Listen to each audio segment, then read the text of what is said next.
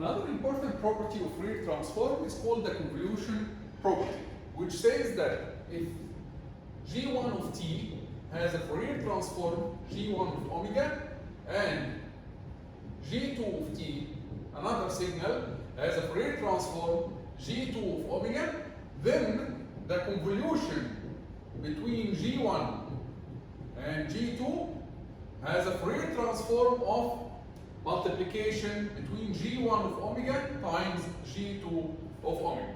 So if you have a convolution in the time domain, it will turn out to be multiplication in the frequency domain. Okay? On the other hand, the multiplication property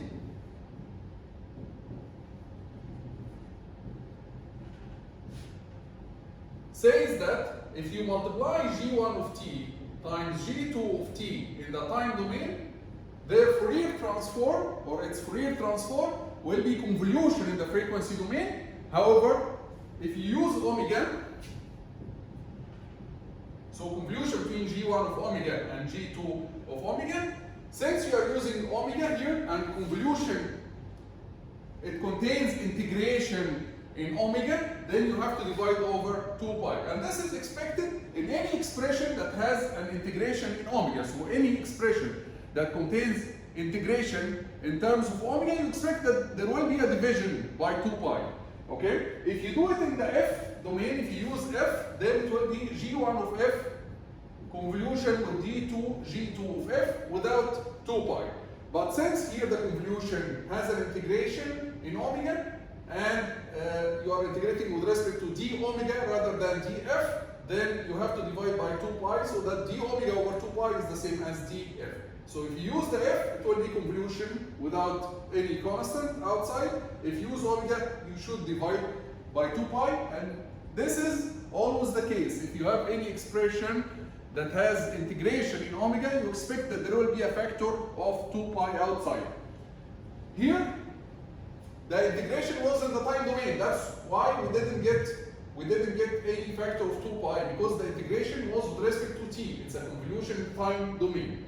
But here the convolution is in omega, so there will be an integration omega. That's why we divided over 2 pi. And by the way, for the duality property that we discussed before, we had the duality saying that if you have gt with a Fourier transform g omega, then if you bring this here, capital G of t, then you will bring g here, and you replace t with minus omega, okay, and you multiply by 2 pi. Just to mention that if you do it using f rather than omega, then you don't multiply by 2 pi, so it will be g of minus f. Okay, this is just a side note. So remember, if you use omega here in the duality, you multiply by 2 pi. If you use f, you don't multiply. Again, this 2 pi comes from the similarity between the two expressions of the Fourier transform and inverse Fourier transform. If you use omega, there will be a factor of 2 pi that is different between the two expressions. But if you use f, there is no factor of 2 pi between the Fourier transform and the inverse Fourier transform expression. That's why if you use f, you don't have the factor of 2 pi. Anyways, let's go back to the convolution property and the multiplication property. The convolution property especially is of important interest to us. It's of special interest to us. Why? Because, let me remove this for now. So the convolution property is of special interest to us, because if you pass any signal through a system, let's say a system, linear system, h of t, okay, and you pass any signal through a system, the output, let's say y of t, is the convolution between g of t and the impulse response of the system, and h of t. And in the frequency domain, the output y of omega will be the multiplication between g of omega and h of omega. So sometimes doing the convolution is very difficult in time domain. doing a convolution between, let's say, sync function and some complicated impulse response. It's not easy. And it is easier to move to the frequency domain. In the frequency domain, you'll do just multiplication, regular multiplication, which is much easier than doing the convolution. So you can move g of t to the frequency domain, h of t to the frequency domain, do the multiplication in the frequency domain, you will get y of omega. After you do that, you do inverse Fourier transform and you get y of t. So sometimes it's easier to do that, Fourier transform for g of t, Fourier transform for h, and then you multiply them in the frequency domain, which is very easy. Then after you multiply, you do inverse Fourier transform to get y of t again. So that's why the convolution property is very important. It has many applications when it comes to systems. You can train yourself. Again, we said that we are going to do here a quick review on Fourier transform. You can train yourself on the convolution property by testing the example.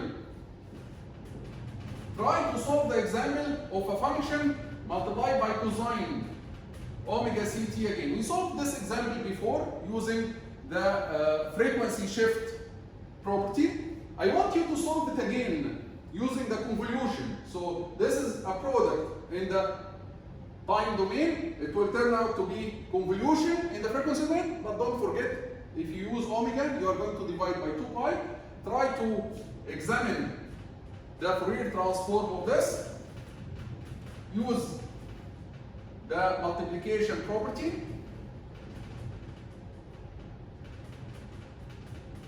And see whether you are going to get the same result that we obtained before or not, which is half g of omega minus omega c plus g of omega plus omega c.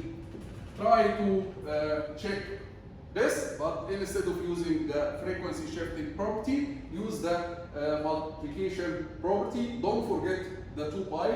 Here you divide over the 2 pi and see whether you are going to get the same result or not. Let's go back to this problem, the problem of linear systems, which we said that the convolution property is very important to when we deal with systems. In order to deal with systems, so if we have a signal, let's do it again using the x and y. So we are going, let's call the input signal x and the output signal y, just to be consistent with the notation of the textbook. And we have an impulse response h. Then we said that the output signal is a convolution between the input and the impulse response, which can be written in the frequency domain as y of omega equals x of omega times h of omega. Right? Now let's ask ourselves, this is a linear system. In order for this relation to apply, the system must be linear. So this is linear time invariant system, LTI system. Let's ask ourselves one question. When can we call this system to be distortionless? Distortionless means that it doesn't distort the signal. So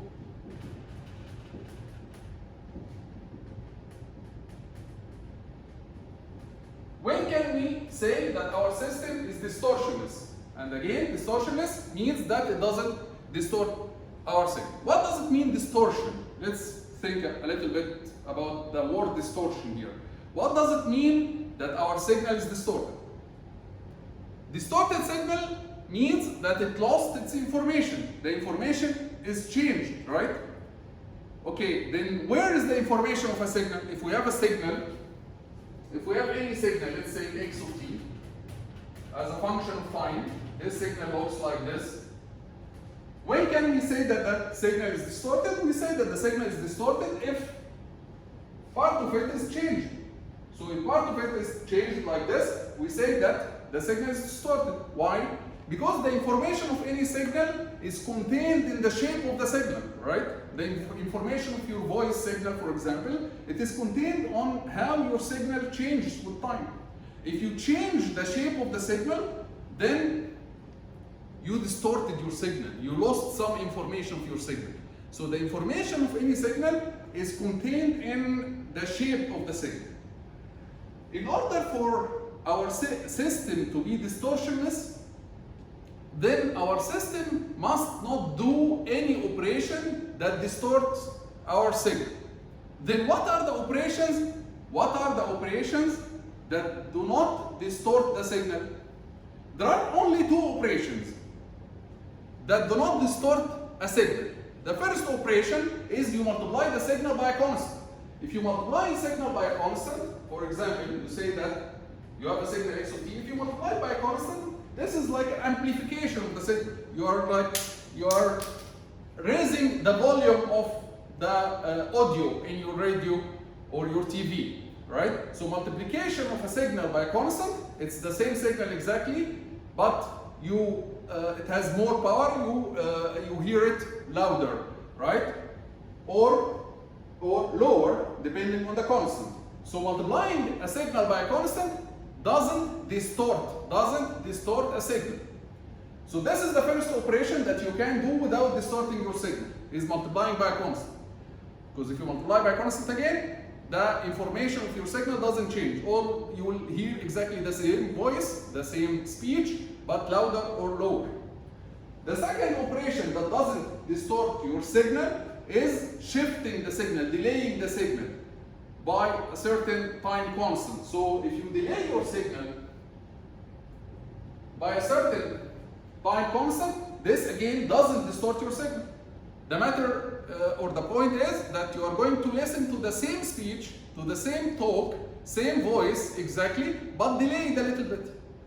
So the same information you are going to listen it, but delayed a little bit. So you didn't distort your signal, you just shifted your signal in time a little bit, right? So these are the only two operations that do not distort the signal. Any other operation, like squaring your signal, if you square your signal, your shape, the shape of the signal, for example, if you plot here x squared, you'll find that the shape of the signal is going to be changed, the information is lost. If you add a constant, everything else is going to change the information in your signal. These are the only two operations that do not change or do not distort your signal. So in order to say that our system is distortionless system, then our system maximum it can do multiplication by constant and shift. So the output of our system must be at most a constant multiplied by the input delayed. This is the most that our system can do if we want to call it distortionless system. Okay, so let's go to the frequency domain. So in the frequency domain, y of omega will be constant.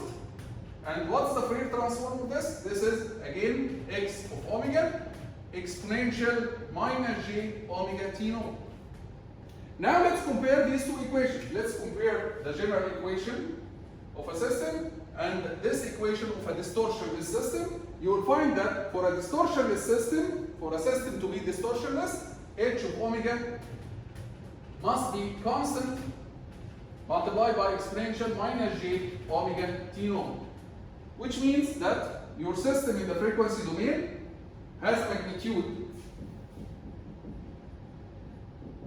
k, constant magnitude. So if you plot the magnitude spectrum of your system, you will find that is constant.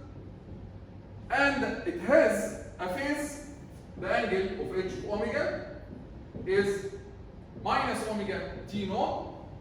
It's a linear function of omega with negative slope. So the phase, the angle is a function of omega multiplied by a negative constant, negative t naught. This t naught can be, let's say 4, for example, negative 4 omega. If I ask you to plot this function, it will be a linear function that passes through the origin with slope equals minus t naught, right? So this is the angle of h of omega. So this is how a distortionless system looks like in the frequency domain. It has a constant magnitude and a linear phase. So in order to say that our system is distortionless, it has to have constant magnitude in the frequency domain, constant magnitude spectrum, linear phase spectrum. What about the time domain? The time domain of H, the impulse response of our distortionless system, would be, this is K, constant. What's the inverse Fourier transform of a constant? What's the inverse Fourier transform of a constant? It's a delta function, right? So we remember that. We remember that 1 is, or the opposite, we need the opposite, we need constant in the frequency domain. We remember that delta t has a Fourier transform of 1, right? So here, k delta t has a Fourier transform of k. And then, if you shift the delta by t naught, so k delta t minus t naught, k delta t minus t naught, its Fourier transform will be k exponential minus j omega t naught. Any shift in the time domain appears as a phase in the frequency domain. And thence our h of t will be k exponential k delta t minus t naught. So the impulse response for a distortionless system, the impulse response for any distortionless system must be constant multiplied by a delta. So this is the impulse response. In the time domain, it appears like single delta with any area k and with any delay t naught. This is the condition for a system to be distortionless. The condition in the time domain that it looks like this in general, and the condition in the frequency domain that it looks like this in general. We'll stop here in this video and we'll discuss more properties in the next video.